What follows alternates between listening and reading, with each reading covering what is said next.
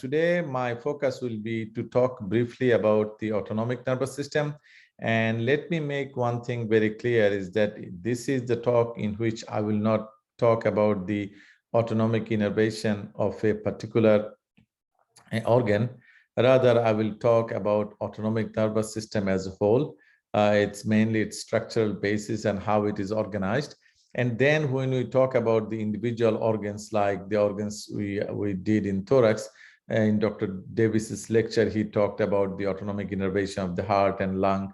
So like that, when we cover the abdominal viscera, we will talk about the autonomic innervation of those viscera as well as we go through, abdomen, pelvis, perineum, and head and neck area. So let's start with some very basic information. I'm pretty sure most of you know those. So this nervous system, we can divide the nervous system in two major classification. One is based on its structure. In anatomy, we prefer the structural classification, where we divide the nervous system into a central nervous system, which includes brain and spinal cord, and a peripheral nervous system, which includes spinal nerves, cranial nerves. In addition, there are a lot of nerve plexuses. They are also part of peripheral nervous system. So any neural component outside brain and spinal cord are considered as part of peripheral nervous system. But if we look at the functional classification, in most of the physiology text or in pharmacology, they will use the functional classification, where nervous system is divided into a somatic part, which again subdivided into a sensory component and motor component, and the visceral part, which also is composed of a sensory component and motor component. So the motor part of the visceral nervous system is called autonomic nervous system. So let me make it very clear that autonomic nervous system does not have any sensory component. It's a motor nervous system. Okay. Now, of course, there are visceral sensory fibers. We call them visceral sensory fibers. We don't include them in autonomic nervous system. Okay. They are not visceral sensory fibers, are not the part of autonomic nervous system. We are dealing only with the motor part of the visceral nervous system. Okay. Now, let's move to the next slide. Now, on this cartoon, you see there are a lot of information here in this cartoon. You can see there is a difference. I'm showing a difference between somatic motor, and autonomic. So the basic difference that all of you need to understand is that their target organs are different. The effector or target organ for the somatic nervous system are skeletal muscle mainly. Okay, that is the skeletal muscle receive its nerve supply from somatomotor nervous system, somatic nervous system. And in case of autonomic, they provide innervation to smooth muscle, cardiac muscle, and glands. As you can see, these are all involuntary organs which are not under our voluntary control. Like for an example, we can move our skeletal muscle the way we want. If we don't want to move, we don't move, but you cannot control the movement of smooth muscle or cardiac muscle or the function of the glands.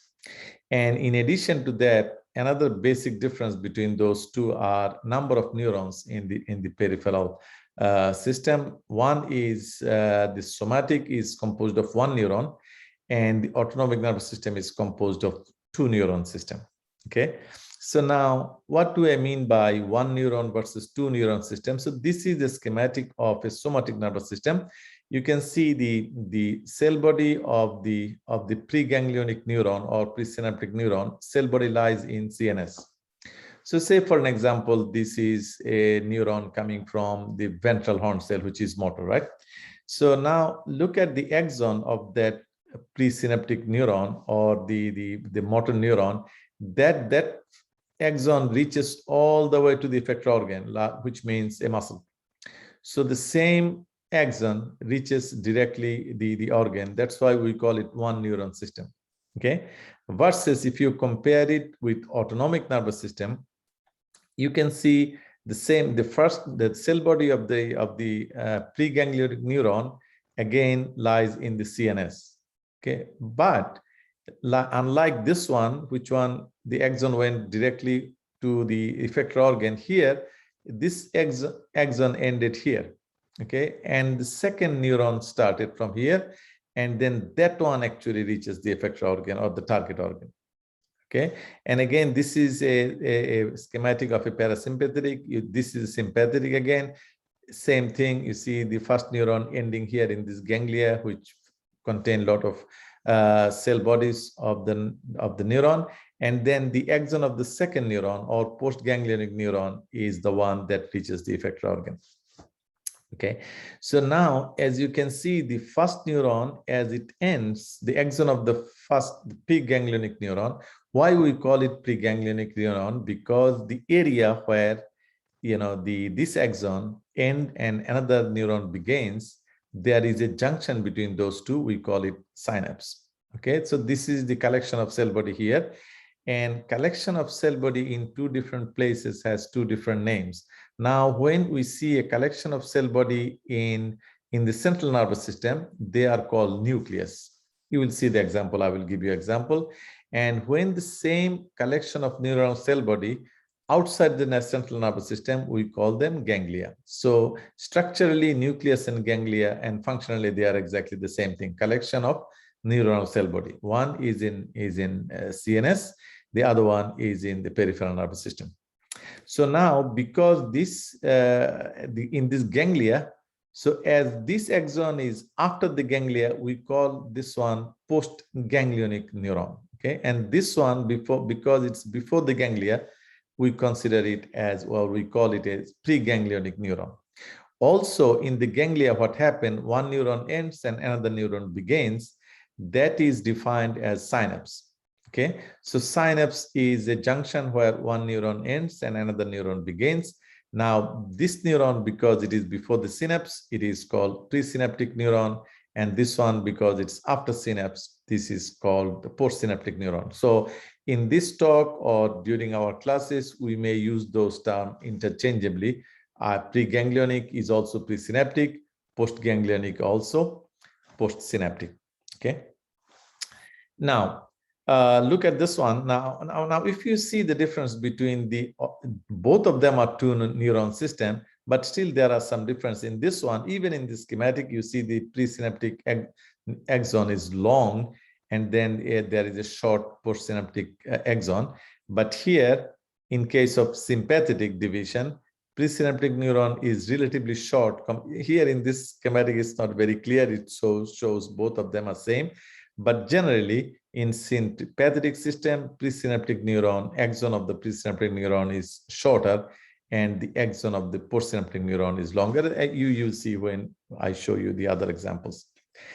Now, one special situation in sympathetic nervous system is involving adrenal medulla or suprarenal medulla, whatever you call that gland. See again, you see the presynaptic neuron or preganglionic neuron cell body lies in the CNS. Now, this one, instead of going to a ganglia, this is going to adrenal medulla. So this is the adrenal medullary cell. Now, the cells of the adrenal medulla, they behave as if they are the cell body of the postsynaptic neuron. Okay, so that's what. Okay, let me make this one visible. Arrow option.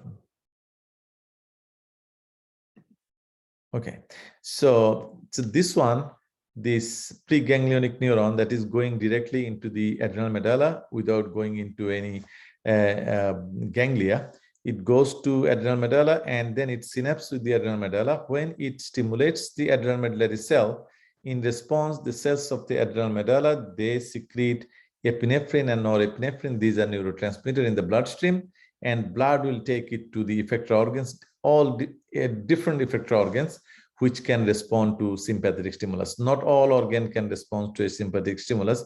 Those who can respond, they can respond to this epinephrine and norepinephrine. Okay, so one more thing, let me tell you here, which is not the main focus for us. It is mainly the physiology, pharmacology. When you do those, they will focus mainly on the neurotransmitter. As I said, one neuron ends here and another neuron begins. These two neurons are not anatomically, not structurally connected to each other. So there is a small gap between those two that is called synaptic cleft. So there is a chemical process that make it possible for the signal from this neuron to travel to this neuron, and that is called synaptic transmission. So as synaptic transmission is a chemical process, you need some chemical transmitters. So they are called neurotransmitter. One of the most common one is acetylcholine, which is secreted by the parasympathetic, the both presynaptic and postsynaptic, preganglionic and postganglionic cells of the parasympathetic system. Okay. In case of sympathetic, presynaptic preganglionic neuron still secrete acetylcholine, but the postganglionic neuron, it release norepinephrine, which is again a neurotransmitter. So we are talking about two different neurotransmitters here, acetylcholine and norepinephrine. In case of adrenal medulla, you will see a lot of epinephrine, not norepinephrine. Okay, so these are neurotransmitters which helps in the neurotransmission, where one neuron ends and another neuron begins here, and also in the synapse between the postsynaptic neuron and the effector organ. So those are what I wanted to say on this slide, and this one is a brief overview of the sympathetic and parasympathetic. You can see here in one words, if we want to describe sympathetic system in one words, we call it a fight and flight system. Okay, fight and flight. Oh, let me remove this one. This is bothering us. Okay, so sympathetic system is again fight and flight system, which means this is an emergency situation.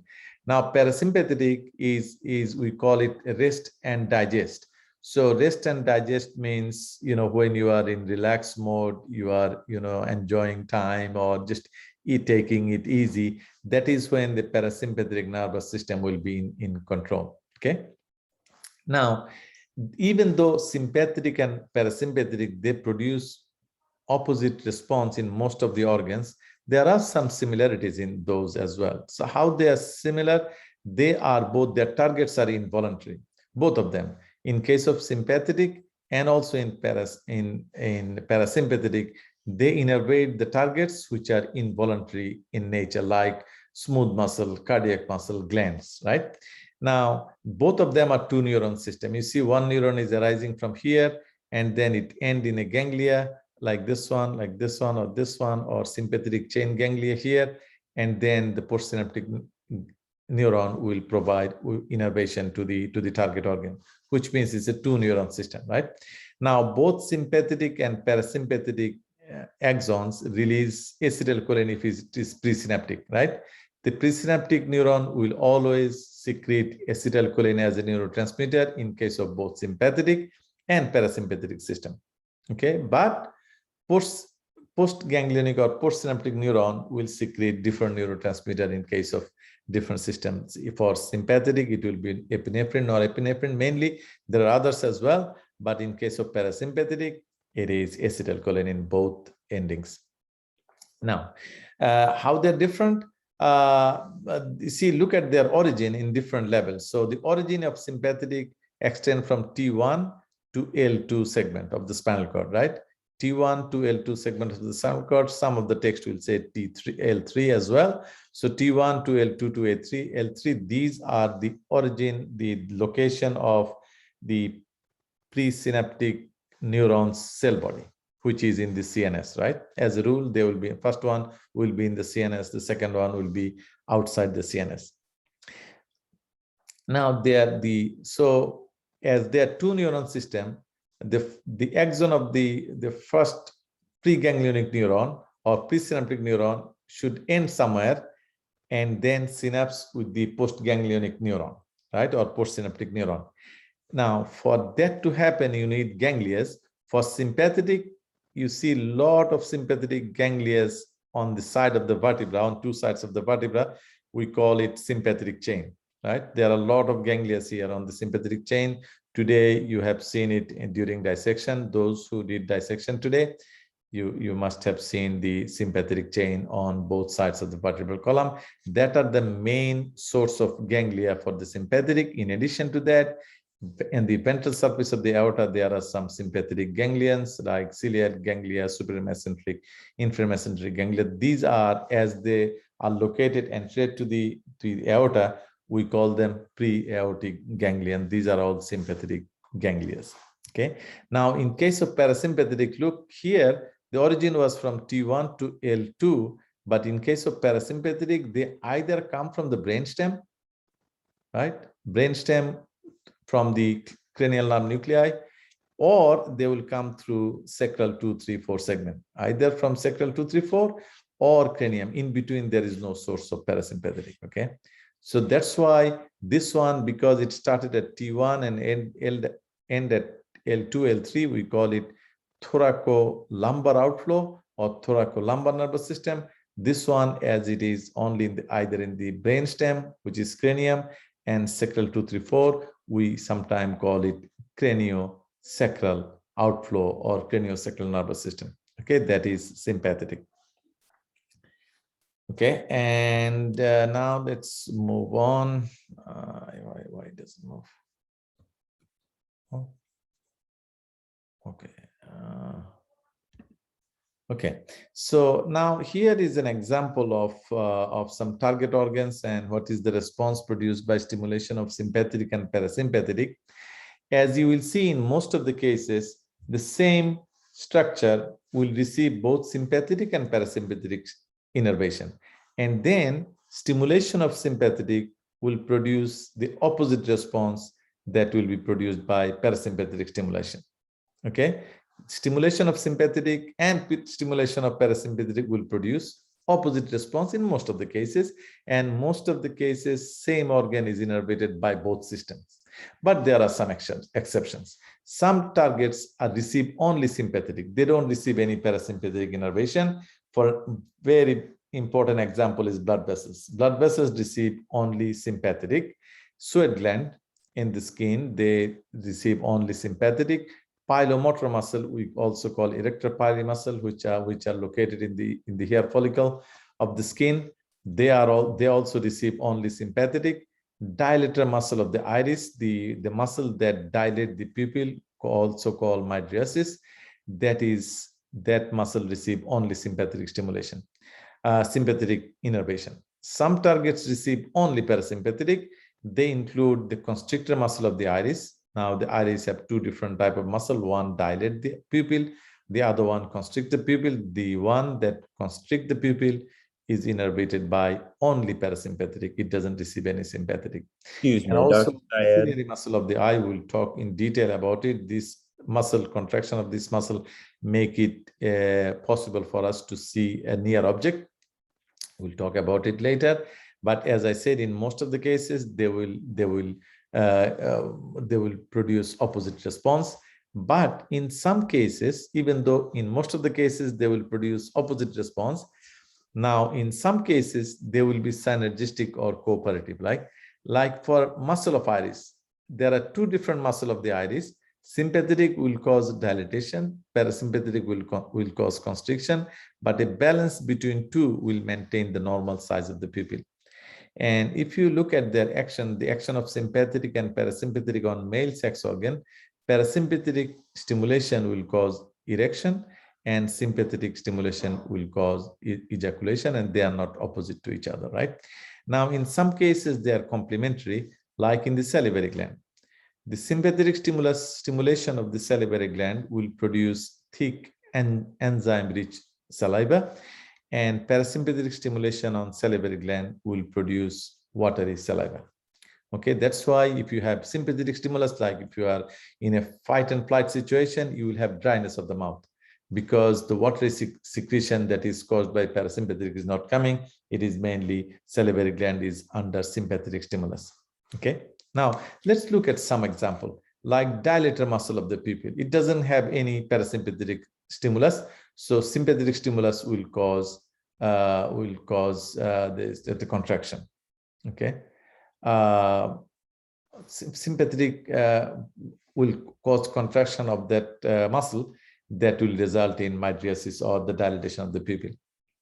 Okay, now just these are the very classic examples. Say like on heart, this parasympathetic stimulation will decrease the heart rate and sympathetic stimulation will increase the heart rate. Now, so this is a classic example of opposite response produced by parasympathetic stimulation and sympathetic stimulation. And also in the atrial and ventricular muscle, force of contraction is decreased by parasympathetic stimulus. Sympathetic stimulation will increase the force of contraction. If you think of the real situation, if you are in a fight and flight situation, your heart will pump, faster and stronger, rather than in under resting condition, heart rate will go down, the force of contraction will go down. Okay. And another example is, one very important example is the bronchial smooth muscle. Okay, the bronchus. The patient of asthma, you see, they take albuterol inhaler. Albuterol is a sympathetic agonist. Okay, so sympathetic stimulation in the bronchus will cause bronchodilation, so that will relieve the symptom of asthma. But parasympathetic stimulation will constrict the smooth muscle of the bronchus, that will aggravate the situation, that will make the bronchial, the respiratory passage even, narrower. Now, look at the urinary bladder. Urinary bladder, the muscle of the urinary bladder will produce contraction by parasympathetic, and the sphincter will be relaxed. Okay, the sphincter will be relaxed, so that you can void your bladder, right? To void your bladder, the muscle of the bladder need to contract and sphincter need to relax, right? So that is what happened under normal circumstances. You can void your bladder, but in case of sympathetic stimulus, the muscle will be relaxed and the sphincter will be contracted. If you think of, again, an example of a fight and flight situation, when you are in a fight and flight situation, you will not be looking for a restroom to void your bladder, right? So that is what happened. When you are in a fight and flight situation, sympathetic nerve will be stimulated. That will cause the contraction of the sphincter, and that will cause the relaxation of the bladder. So the bladder will be relaxed, so you don't feel the urge to go for micturition, and your sphincter will be contracted. Okay. So those are some of the example. In anatomy, we don't need them much, but just to be curious, just if you are interested. Now, let's look at the arrangement of sympathetic nervous system. Okay, this is something you are familiar with, right? This is the section through the spinal cord. This is the dorsal horn, and this is the ventral horn. This is the dorsal root ganglia. So this is sensory. This part is motor, right? And then you have a spinal nerve, which divide into a dorsal rami and a ventral rami. So you are familiar with that. We don't get into that, but a clear understanding of this is important for us, because we will build the sympathetic system on this. Okay. Now, we said between the T1 to L2 segment of the spinal cord, in addition to dorsal horn and ventral horn, there is an additional lateral horn. You will not see this lateral horn in a spinal cord section if you look at the cervical area, or if you look at the lower lumbar area or upper sacral area. Okay, these lateral horns you will see only between T1 and L2, that will give rise to have the cell body of the presynaptic sympathetic neuron, and S234 segment will have lateral horn that will give rise to the axons of the presynaptic neuron. Dr. Syed. Any question? Yes. Since the conus medullaris terminates somewhere around L1 or L2, is that related to the sympathetic nervous system also stopping in that area? No, they are two completely different things. Spinal cord ends at, spinal cord ends between the L1 and L2 intervertebral disc, but sympathetic come from the lateral horn cells of the sympathetic spinal cord. Okay, so they are not related. Of course, they are close, but they are not related. They are not related to each other. Thank you. Okay. So now we said the lateral horn cells of the spinal cord will have the cell body of the presynaptic neuron in case of sympathetic, extending from T1 to L2 or L3, depending on text. Okay. So now if I go, this is the problem. Okay. So now this is the location of the cell body of presynaptic neuron for sympathetic. Now, how sympathetic will leave the spinal cord? Look at this one. See, follow the red line. So this is how the sympathetic, presynaptic sympathetic fiber will follow. They will follow the ventral roots. You see, they are motor, right? So which is, you can remember like that, they are motor system. So they are following the motor component of the sympathetic nerve. So a spinal nerve. So this is the presynaptic neuron leaving the lateral horn cells. And then they follow the ventral root, spinal nerve, and ventral rami. Okay. Now, at the beginning, I made it clear that this is a two neuron system. This is just the first neuron, right? Now, they have to synapse somewhere. If this one continue with the spinal nerve and go all the way to its target, it will not be effective. For this to be effective, it needs to synapse somewhere so that the postsynaptic neuron will start, and that will elicit the response of the sympathetic response. Now, where do we have the ganglia? Ganglia are located on the side of the vertebra. There are a lot of ganglia like this throughout the sympathetic chain. So if this one is a ganglia, let's see what happened to this presynaptic fiber. So this presynaptic fiber, this leave the ventral rami to come to the ganglia to synapse. Okay. Now at this point, this is the ganglia, which means this contains the cell body of the postsynaptic neuron. So it will make synaptic connection with the postsynaptic neuron. This is the postsynaptic neuron, right? Axon of the postsynaptic neuron, which will join back to the spinal nerve. Because for the sympathetic that goes to the body wall to be distributed, they have to follow the sympathetic, the spinal nerve. So, but at the same time, they have to synapse somewhere. So they leave this spinal nerve to reach the ganglia to synapse. Once they synapse, postsynaptic neuron starts. That one again come back to join back the spinal nerve so that it can be distributed. Okay. So this communication between the spinal nerve and the ganglia, this fiber, this is a myelinated fiber. That's why it looks white. We call it white rami, or white communicating rami, or white rami communicants.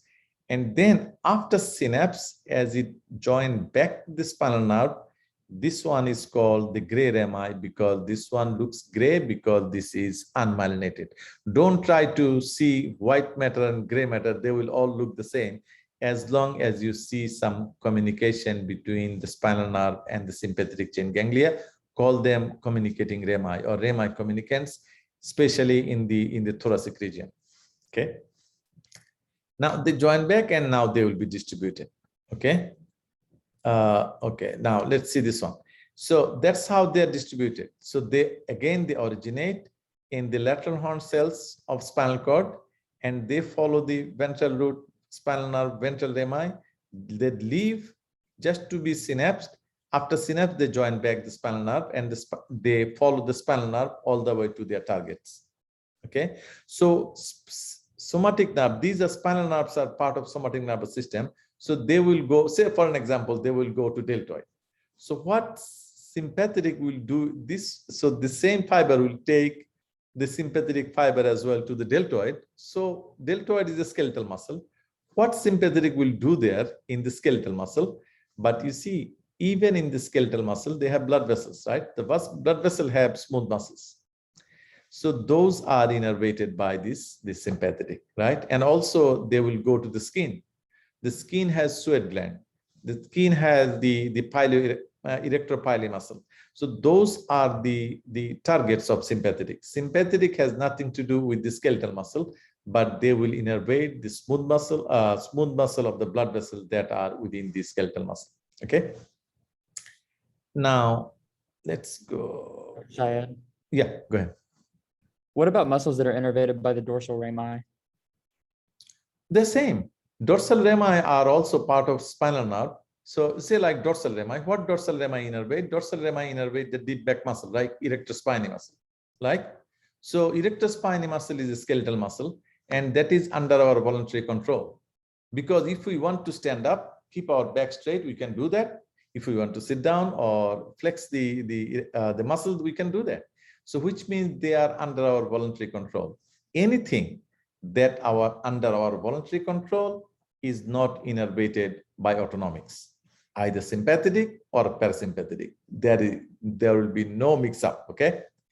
But dorsal rami, if you take a dorsal rami and examine it, you will see some sympathetic fiber.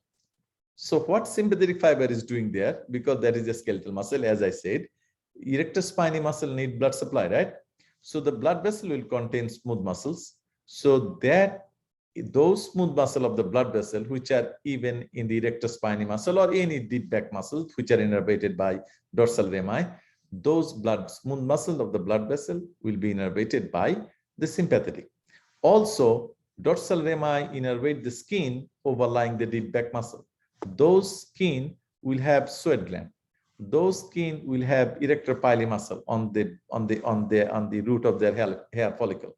So those are innervated by sympathetic, but the contraction of the erector spinae muscle has nothing to do with sympathetic. Are you clear about that? Yes, thank you. Thank you. So let's continue. So we said in the spinal cord, if we look at the cross section of the spinal cord, between T1 to L2, there will be in addition to dorsal root, dorsal horn and the ventral horn, there will be a lateral horn. And I just explained that from the lateral horn, the nerve will start and then they follow spinal nerve. Only reason they leave because they have to synapse. This is the sympathetic chain, and you see one ganglia here, one ganglia here, the synapse here. Postsynaptic, see dotted line indicate the postsynaptic and the solid line indicate the presynaptic. Presynaptic come here and then synapse here. Postsynaptic neuron join back the spinal nerve and distributed with dorsal rami and with the ventral rami. Okay, that is an arrangement between T1 to L2 segment. Okay, below L2 you don't have any lateral horn.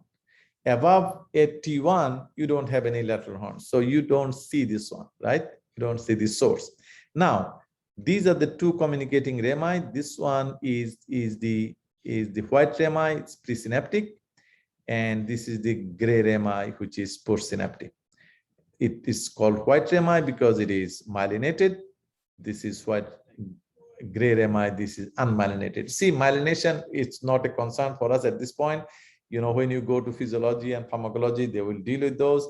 But remember, the myelinated nerves are generally thicker and conduction velocity in those nerves are more myelinated, thickly myelinated a nerve fiber is, more will be its diameter and faster will be the speed of conduction. Okay, so this is the arrangement you will see between T1 and L2 segment. You will have two communicating rami. One is coming in to the synapse, another one is leaving, right?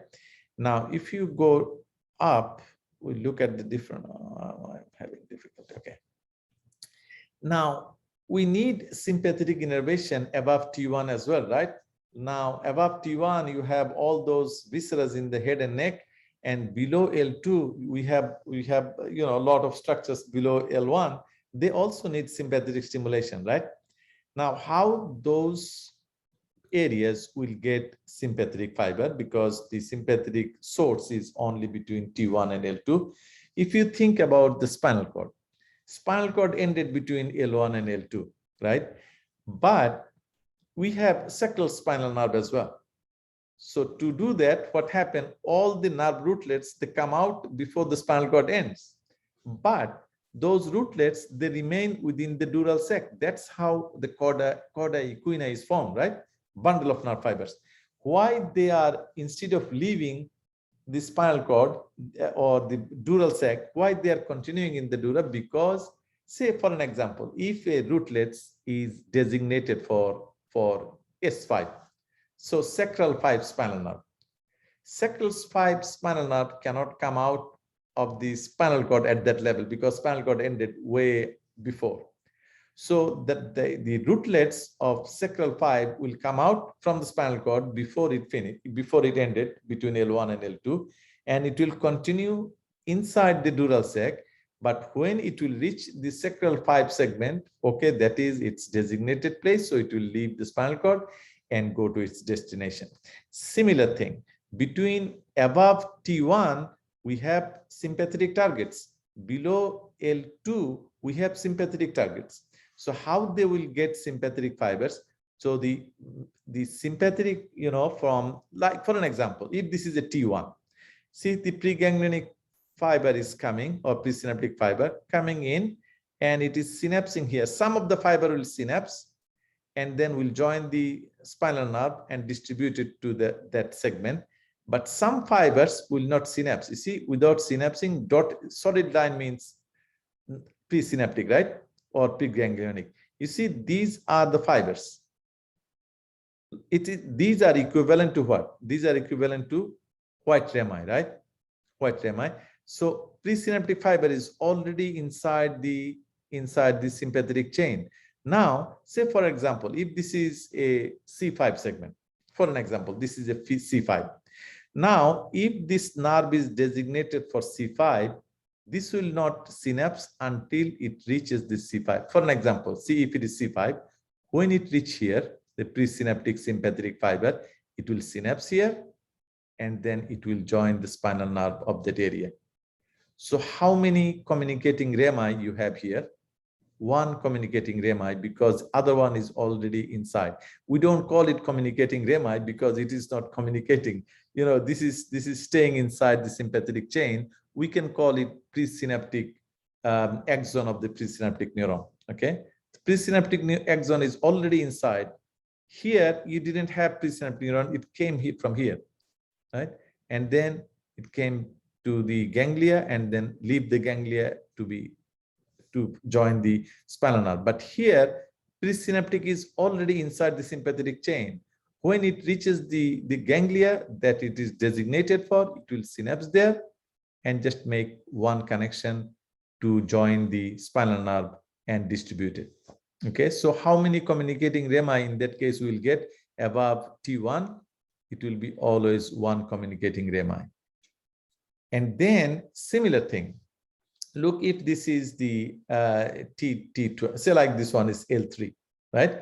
Now, below L2, L3, there is no lateral horn of the spinal cord, or there is no source for preganglionic sympathetic neuron. So, which means before before L1, L2, or say like at L2, these fibers will come out, but maybe this one have more fibers than you need for this one.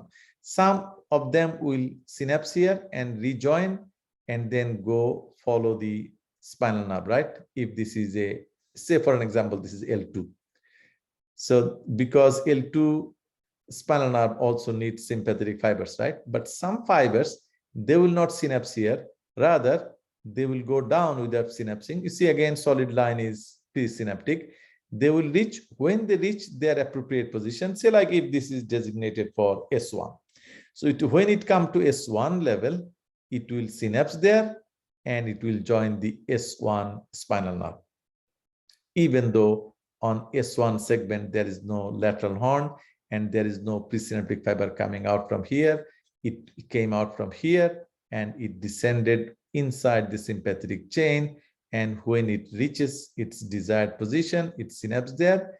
And then again, only one communicating rami here. So you will see two communicating rami only between T1 to L2.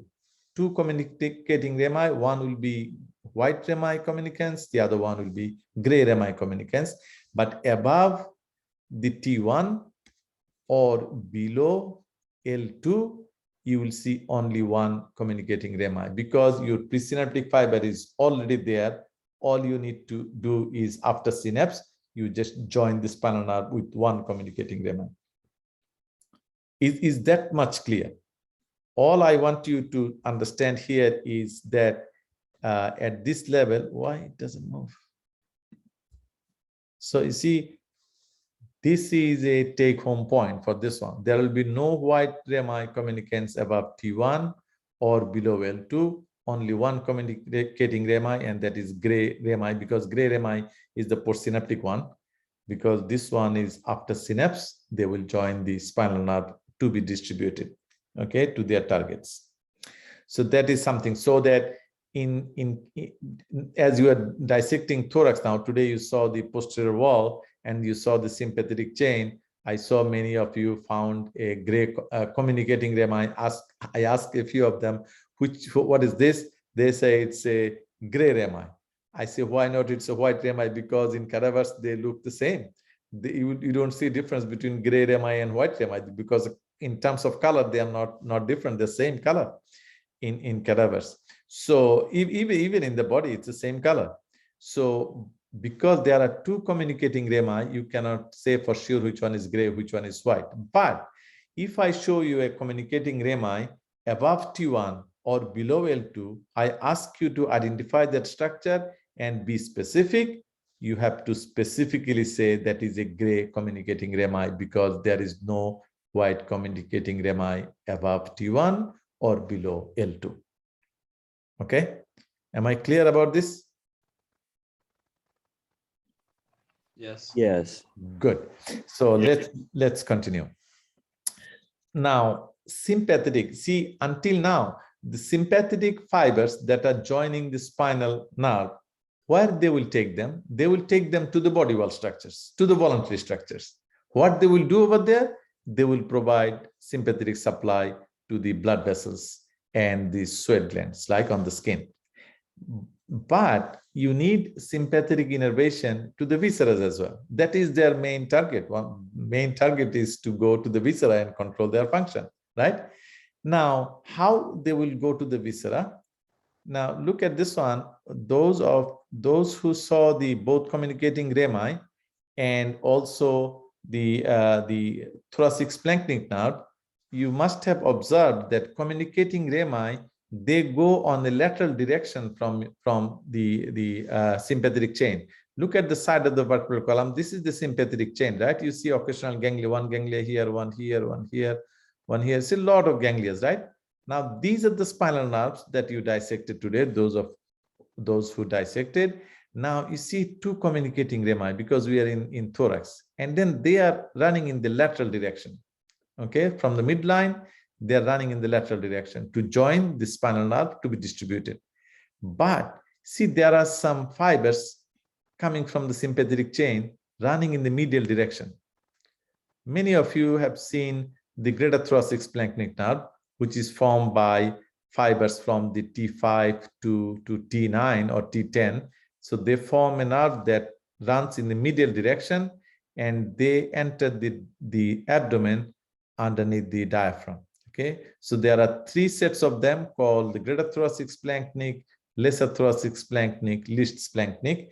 Those two will be very difficult to see in the cadaver, but at least you should be able to see greater thoracic splanchnic. If you don't see in your own cadaver, try to go to other people's cadavers and see where you see nice greater thoracic splanchnic. That will be good. And also for the thoracic vertebra like heart, lung, esophagus, they also need sympathetic innervation, right? Now you can see the sympathetic is coming to them, the thoracic vertebra.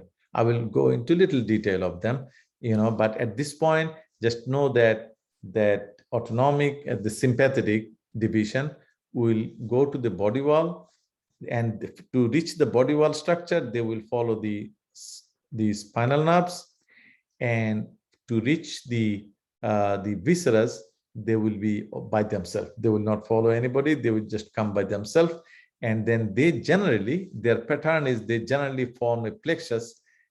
Plexus is just a bundle of nerve fibers, plexus around the viscera, like they form cardiac plexus to supply heart. They form pulmonary plexus, to supply the lung, and they form esophageal plexus to supply the esophagus, right? Now, in all these cases, all these plexuses, they not only they contain sympathetic, but we are talking about sympathetic. We are just concentrating on sympathetic, but remember, these plexus will have both sympathetic and parasympathetic fibers in them. Okay. So that's how the visceral fiber come. They are called splanchnic. Splanchnion is I don't know. I most likely it's a Greek for viscera. Splanchnic nerves. Now the splanchnic nerves that innervate the thoracic viscera, we just call them a thoracic nerve, But when we say greater thoracic splanchnic, lesser thoracic splanchnic, because they are originated in thorax, we give them a name of thoracic splanchnic, but they don't innervate the thoracic viscera. Greater thoracic splanchnic, lesser thoracic splanchnic, least splanchnic, they all come to the go underneath the diaphragm and innervate the viscera of the abdomen. Okay. Now let's move on. So we said the the postsynaptic sympathetic, they will follow the spinal nerve to reach the body wall structures, right? Blood vessels and skin, or they will run in the medial direction from the sympathetic chain to provide innervation to the viscera.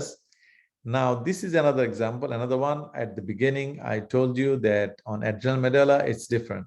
You see, once sympathetic fiber, leave the lateral horn cell, these are the axons of the presynaptic neuron, right? So this is the sympathetic chain ganglia. Look at this one. They travel through the sympathetic chain ganglia without synapsing, right? So solid line means they are presynaptic fibers.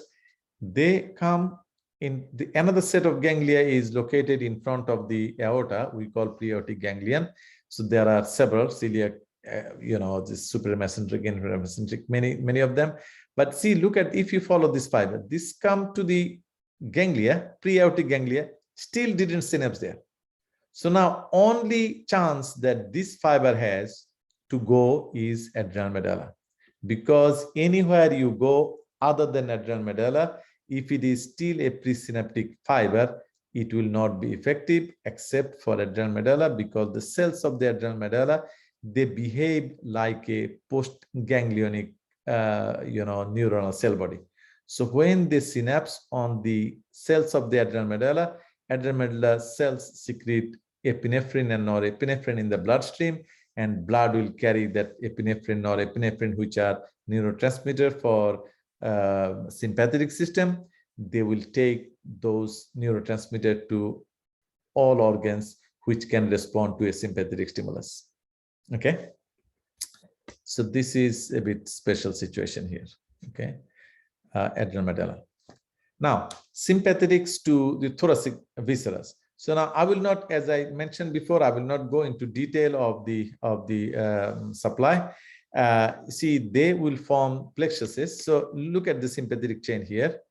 This is sympathetic chain, and this is the first thoracic sympathetic ganglia. You see the fibers coming from here, fibers coming from this side as well, and they form ganglia to supply the lung and esophagus. Okay, they form pulmonary plexus to supply some sympathetic to lung, and they form esophageal plexus to provide sympathetic supply to the esophagus. But remember, as I said, this plexus, not only they contain fibers from the sympathetic, they also contain the parasympathetic fibers like this one. This is vagus actually joining into the plexus. Okay. Now, this is, I think Dr. Davis talked about it in detail. I just wanted to show you that the heart, again, another viscera, important viscera of the thorax, getting its supply from this, this sympathetic chain. So, now, but one thing I want to remind you here is that you see the line that is coming to the heart is a dotted line. This doesn't show that. This is showing here, which means all the fibers that are coming to the heart or to the lung or any thoracic vertebra or thoracic viscera, they will be postsynaptic fibers. They will all synapse in the sympathetic chain ganglia, and postsynaptic fibers will go to the heart, lung, esophagus, or any other viscera in that area to provide sympathetic innervation. So splanchnic nerves, that sympathetic splanchnic nerves that innervate the viscera of the thorax, they are all postsynaptic fibers. Okay, you will see in abdomen it is little different. Okay, now look at the sympathetic supply in the abdomen. As I said, you have three thoracic splanchnic nerve: greater thoracic, lesser thoracic. Here, see, the greater thoracic is coming here, lesser thoracic is coming from here, and least thoracic is very small one coming from here behind the diaphragm, entering the abdomen. Right now, These fibers, as they leave the sympathetic chain ganglia, they do not synapse there. They still remain presynaptic, which means they have to find a ganglia, sympathetic ganglia somewhere, so that they can synapse. So where they synapse, there you see, look at these ganglia, these are sympathetic ganglia. So these are called celiac ganglia. This is superior mesenteric ganglia. There is some called aortico-renal ganglia. They are named according to the branch of the aorta that they are related to. See, this is a celiac trunk, which is a branch of aorta. And now the ganglia is related to it, close to it, are celiac ganglia. This is the superior mesenteric artery, okay, superior mesenteric artery. And the ganglia here is called superior mesenteric ganglia. These are renal arteries, and they are called aortico-renal ganglia. Okay, so these fibers that come here, they form an extensive plexus of nerve. So there are three, these are called paravertebral plexus, okay, around the aorta, called paravertebral plexus. They have three different names. One, the top one is called the celiac plexus, which is related to celiac ganglia, superior mesenteric ganglia, and aortico-renal ganglia. And then from the origin of superior mesenteric artery all the way to the bifurcation of the aorta, this part is called the aortic plexus, which is related to inferior mesenteric ganglia. So remember, in addition to the celiac ganglia, superior mesenteric ganglia, inferior mesenteric ganglia, these are distinct organized ganglia. But in addition to that, within this plexus, there are some scattered sympathetic, postsynaptic sympathetic cell bodies are there as well. But we are talking about only the distinct, well-organized, the ganglia. Again, ganglia is a collection of cell body, and these ganglia are sympathetic ganglia, which means parasympathetic fiber, vagal fiber can travel through them, but they will not synapse. These are designated for sympathetic nerves only. Only preganglionic sympathetic or presynaptic sympathetic nerves can synapse in these ganglia because these are sympathetic ganglia. Okay. Now look at this one here. This part is the celiac ganglia. This is called the celiac plexus. This area is called the aortic plexus. From here to here, this is called the superior hypogastric plexus. Look at this. These are the greater thoracic splanchnic, lesser thoracic splanchnic, least splanchnic. All of them are entering the abdomen behind the diaphragm and synapsing in those pre-aortic ganglia, which are sympathetic ganglia. And now look at, these are lumbar splanchnics. They also join this prevertebral plexus of nerves, and they most of the time they go to the synapse in the inferior mesenteric ganglia. This is the inferior mesenteric artery. You will see it next to it in the abdomen, and this is the inferior mesenteric ganglia where most of the lumbar splanchnic nerves join. Okay, and then they form this, and another one is superior hypogastric plexus. Now, superior hypogastric plexus, as it entered the pelvis, it divides into two bundles. Each bundle is called the hypogastric nerve. So this is right side, right hypogastric. This is the left hypogastric nerve. Now look at these fibers. There's some sacral splanchnic and some pelvic splanchnic. I will talk about pelvic splanchnic. These are parasympathetic. We don't worry about this time. And these are sacral splanchnics are sympathetic. They also join the hypogastric nerve, and they form the inferior hypogastric plexus. So from these plexuses, they supply the viscera of abdomen and pelvis. Okay, so let me move. Dr. Syed. Yeah, go ahead.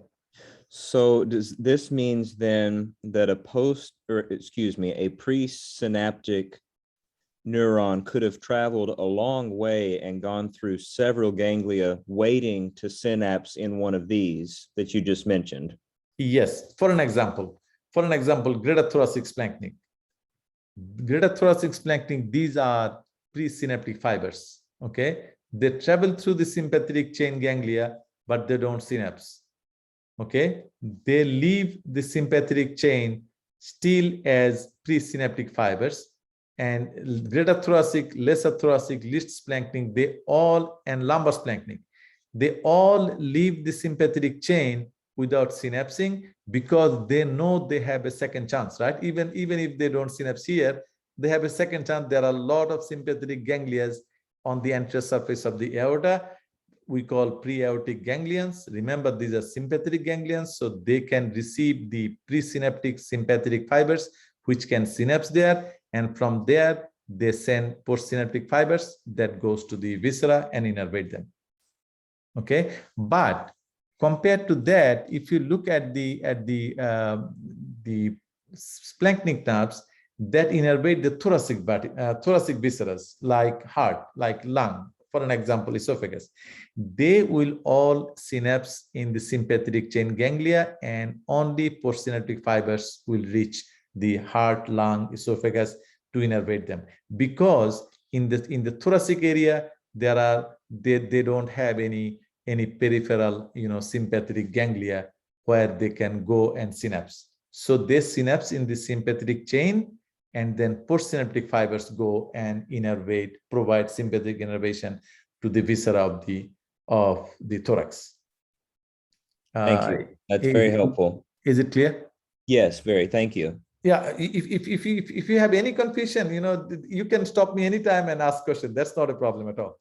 I will try. If I confuse you at some point, stop me and ask me a question. Okay. Now, this another thing I can show you. See, look at this one. Even though sympathetic extends from T1 to L2 around here, but look at the sympathetic chain.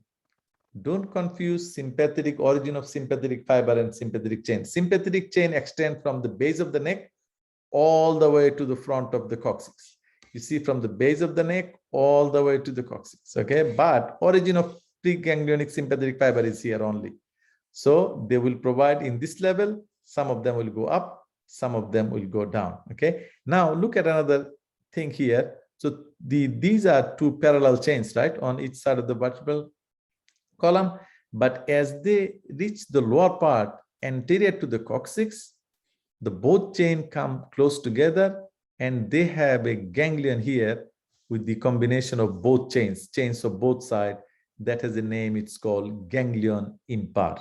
Okay. There is no very specific area that it will innervate, but you need to know that even though in most of its lengths they are parallel, but at the end, on the anterior surface of the coccyx, both chains come together and they have a ganglion called ganglion impar.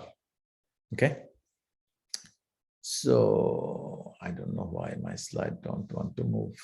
So this is a summary of the sympathetic. You can see the sympathetic to join the body wall, they will follow the spinal nerve, and for the viscera, they will go in the medial direction. They will not follow the spinal nerve, because spinal nerve will not take them to the viscera, right? Because spinal nerve has nothing to do with the viscera, because spinal nerves are somatic nerves. They will not innervate any structure that is involuntary in nature. Now, even in this schematic, look at this one. See, look at the dotted line here. What does it mean? It means this is the presynaptic fiber is coming from here, right? From the spinal cord, and then they come to this is the sympathetic chain ganglia. So they come to the sympathetic chain ganglia. After sympathetic chain ganglia, they synapse, and look at the dotted line. So all the fibers going to the heart, they are dotted. All the fibers going to the head and neck area, they are all dotted, which means they are all postsynaptic. But the exception is here. Look at this one. They are coming from the spinal cord, lateral horn, they traveling through the ganglia, sympathetic chain ganglia, but they still remain solid, which means they didn't synapse. So where they can synapse, they can come right. This is the aorta, and prevertebral plexus is here. Within the prevertebral plexus, anterior to the aorta, there are some sympathetic chain ganglia, sympathetic ganglia like celiac, supramesenteric ganglia, inframesenteric ganglia. They will synapse there, and then dotted line is postsynaptic. They will innervate the viscera of the abdomen and viscera of the pelvis perineum. Okay. Okay, now let's move to parasympathetic. As I'm sharing my screen, I don't see the time actually. What time is it now? How much time do we have? It's 2:02. 2:02, 2 o'clock already? But it's okay. Oh, so I have to go very quickly. Sorry. So this is because the Northwest campus, they have something actually. They have their peak third dissection in the now. So parasympathetic actually is not that complicated. Arrangement is relatively easy. So as I said, parasympathetic is a craniosacral outflow. You see, either they come from the cranium, like base of the brainstem, through 4 cranial nerves, 3, 7, 9, and 10, or they can come from S2, 3, 4, because in that area, again, there are some lateral horn. Okay, there is lateral horn. So from lateral horn of S2, 3, 4. So this is, say, like, for an example, lateral horn. Sacral 2, 3, 4 also will have a lateral horn like this that will give rise to presynaptic parasympathetic fiber, not sympathetic. Okay. Okay. So now, parasympathetic will either arise from the brainstem through 3, 7, 9, and 10 cranial nerve, or they arise from spinal cord segment S2, 3, 4, and they will form these pelvic splanchnic nerves. Okay, pelvic splanchnic nerves. And look at the 4 cranial nerves that will carry parasympathetic. Of them, 3, 7, and 9, they will stay within the head and neck region. Okay, they don't have any innervation. Look at the 3, 7, and 9. They will come to the peripheral parasympathetic ganglia, we call them, and then postsynaptic fibers will innervate some of the smooth muscle and some glands here in the head and neck area. It is 10 which has extensive parasympathetic innervation. See, it from the vocal cord in the larynx all the way to the end of the transverse colon. It's all vagus. Okay. Now look at these. They are all solid lines. What does it mean? They are all presynaptic fibers. In case of, I think I mentioned before, in case of parasympathetic, preganglionic fibers, so presynaptic fibers are long, postsynaptic fibers are very short. You will not see any postsynaptic fiber, except there is a possibility you may see 1 or 2 here. But like for heart, for any lung, or any thoracic viscera, any abdominal viscera, in those cases, the cell body for the postsynaptic neuron lies within the organ itself. So presynaptic neuron goes all the way to the organ, synapse within the organ, and send very short postsynaptic fiber. Okay, same as here. And now sacral 2, 3. So how far the vagus will do? Vagus will do until the end of transverse colon. Now descending colon, sigmoid colon, rectum, urinary bladder, and the genitalia, they will be innervated by the presynaptic parasympathetic, which originate at the S2, 3, 4 level. Okay. Now let me go quickly. Okay, so look at the parasympathetic innervation by vagus. See, these are the vagus nerves, 2 vagus nerves, and they form the plexuses around the heart, cardiac plexus. They will form plexus to supply a lung, we call pulmonary plexus, and they will form the esophageal plexus. Again, this plexuses or plexi has nerves coming from sympathetic, and vagus will provide parasympathetic. Vagal fibers are presynaptic, parasympathetic, and sympathetic fibers are postsynaptic sympathetic. Okay, but they will form the plexus. From the plexus, vagus will, presynaptic vagal fiber will go to the heart, lung, and the esophagus, and it will synapse within the organ itself and provide innervation to the thoracic viscera.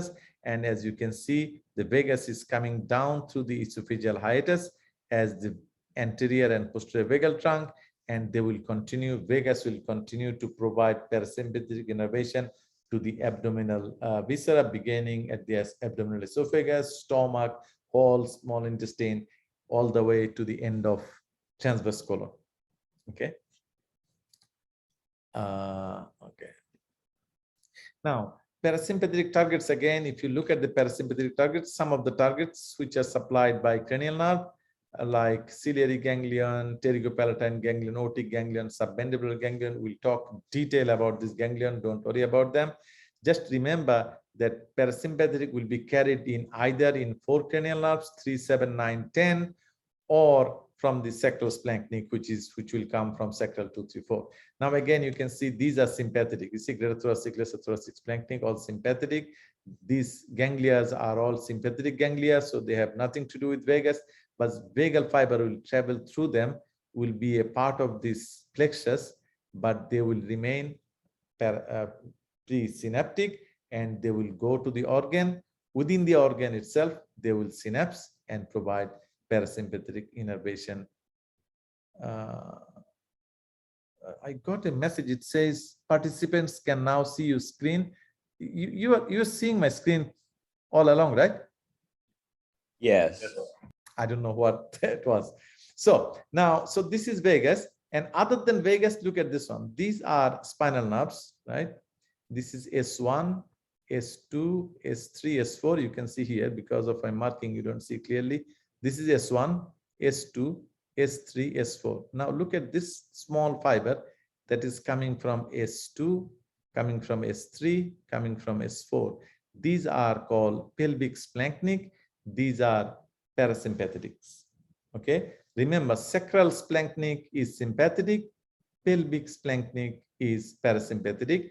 Now, what is the function of this pelvic splanchnic, which are parasympathetic? They will innervate the hindgut portion, like the descending colon, sigmoid colon, anal canal, urinary bladder, and the pelvic viscera and the genitalia. They are innervated by sacral 2, 3, 4. Okay, they will provide parasympathetic.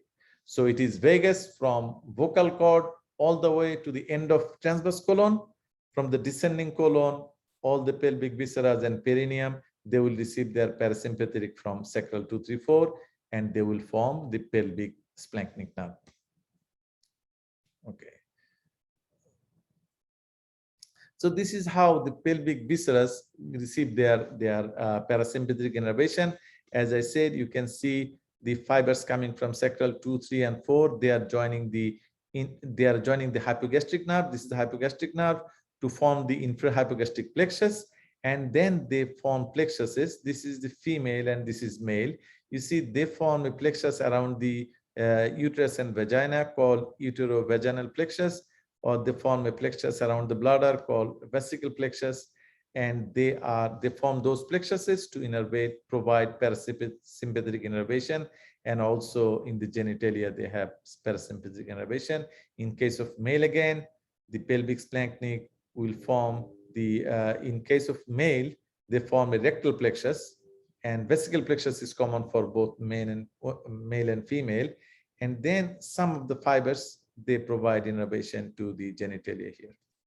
So, but when we talk about those organs, individual organs, we will talk about their sympathetic and parasympathetic innervation. At this point, I just want to give a brief overview and the organization of sympathetic and parasympathetic. Okay, so this is a quick summary of the whole thing.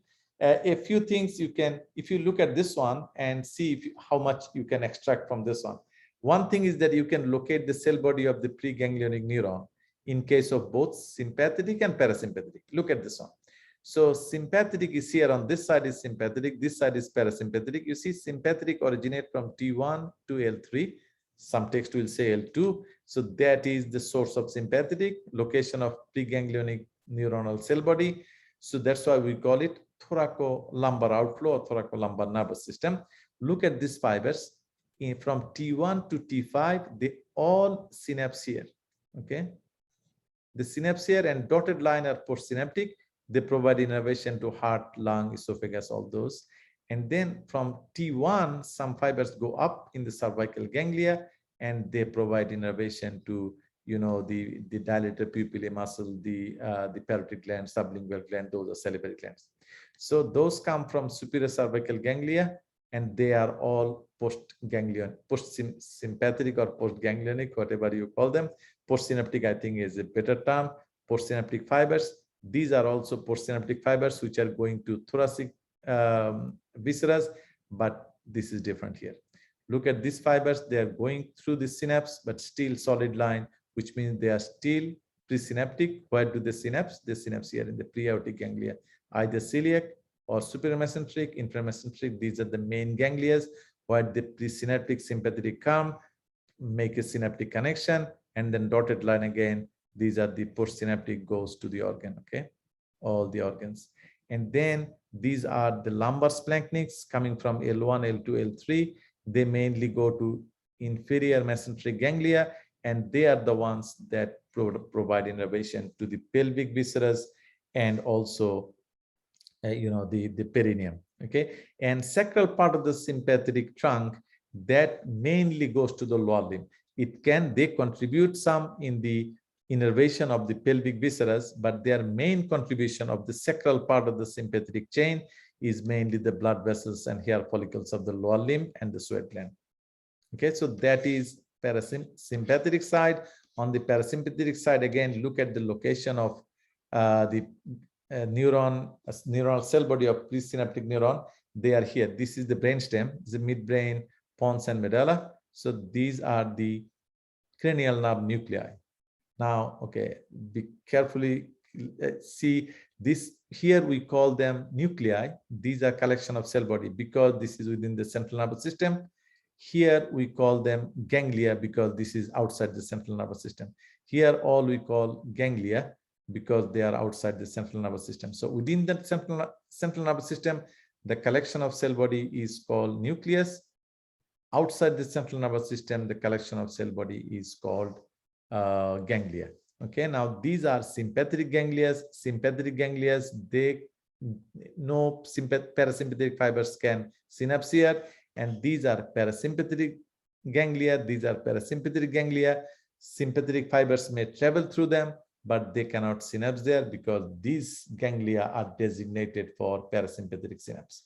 Okay, now look at this one, vagus. How far vagus goes? It provides innervation to all thoracic viscera, heart, lung, esophagus, and then it continues on the stomach, small intestine, and part of large intestine up to the transverse colon, and from descending colon, pelvic viscera, and the perineum, the sex organs or the genitalia, they get their innervation from parasympathetic innervation from sacral 2, 3, 4. You can see these are again all presynaptic. They go to the organ itself and synapse there and provide very short postsynaptic fibers. Okay,